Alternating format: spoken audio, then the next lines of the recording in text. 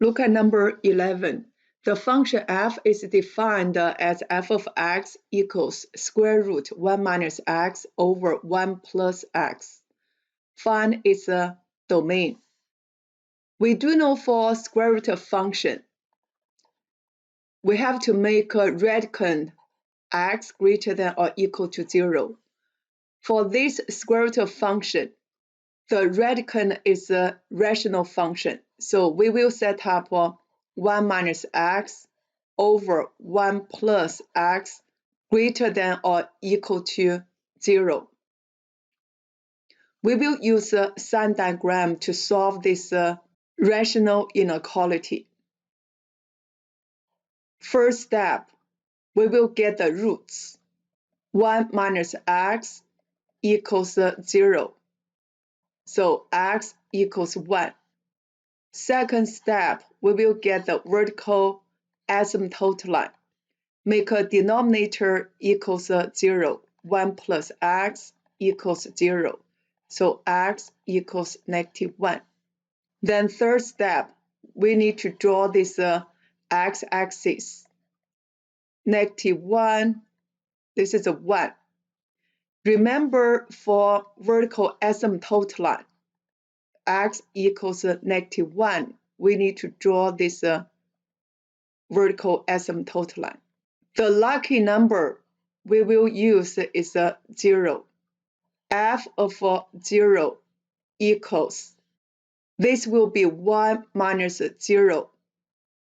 It's a positive. 1 plus 0 is a positive. So we have a positive over positive equals positive. This interval is a positive.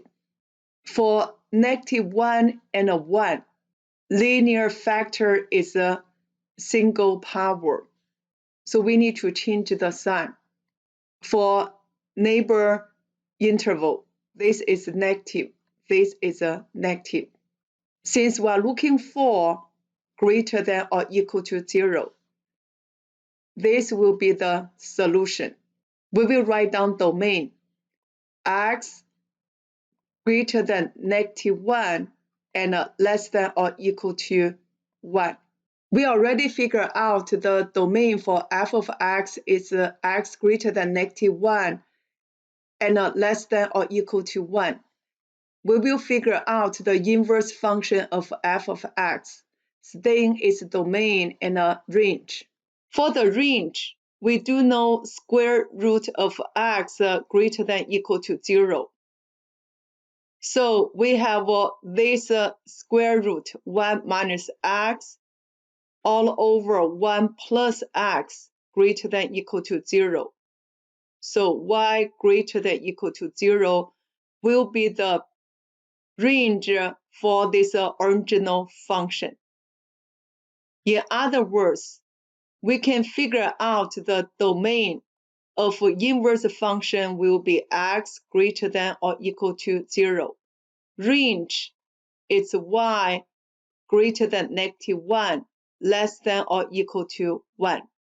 This fourth function is very popular in figuring out the domain and the range. Find the inverse function. Remember escape button. Exchange x, y. Then solve for y.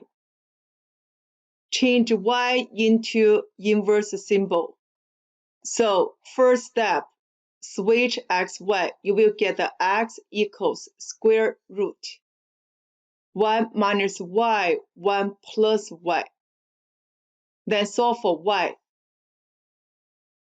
So square both sides. You will get x squared equals 1 minus y, 1 plus y. Since we solve for this y, we will do cross multiply. You will get the x squared times 1 plus y equals 1 times 1 minus y. Distributive property, x squared plus x squared y equals 1 minus y. We know this is a linear equation. isolating the variable on one side. So we cross this to the left side, and x squared we move to the right side. Remember, change the sign. So we have x squared y plus y equals 1 minus x squared. Then take y outside. You will have x squared plus 1 equals 1 minus x squared. Then we divide it by x squared plus 1, both sides. You will get y equals 1 minus x squared over x squared plus 1.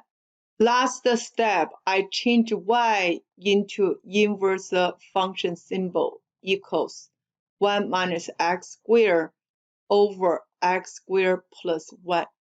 The domain will be x greater than or equal to 0. Range is y greater than -1 and less than or equal to 1. Let's go to number 12.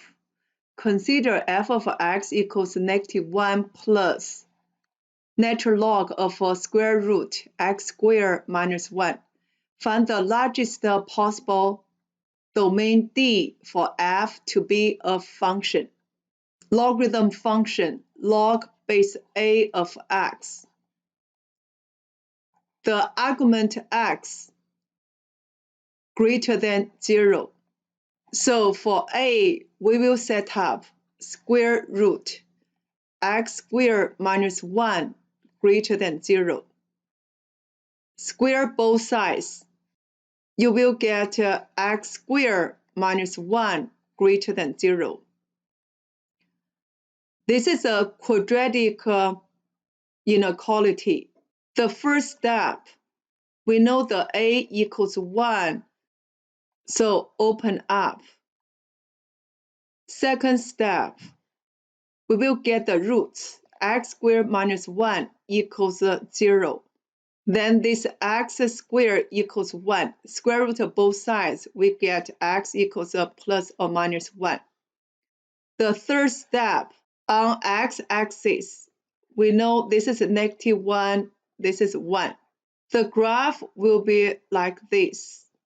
Greater than 1 means above the x-axis. So we can write down the solution.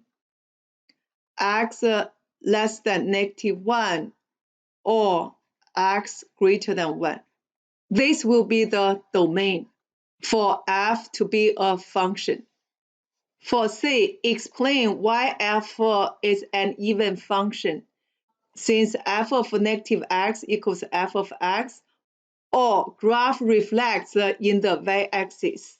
For D, explain why the inverse function doesn't exist, since it's not a one-to-one function. Only one-to-one function has an inverse function. Let's go to E. The function g is defined by g of x equals -1 plus natural log of square root x squared minus 1. X is greater than 1.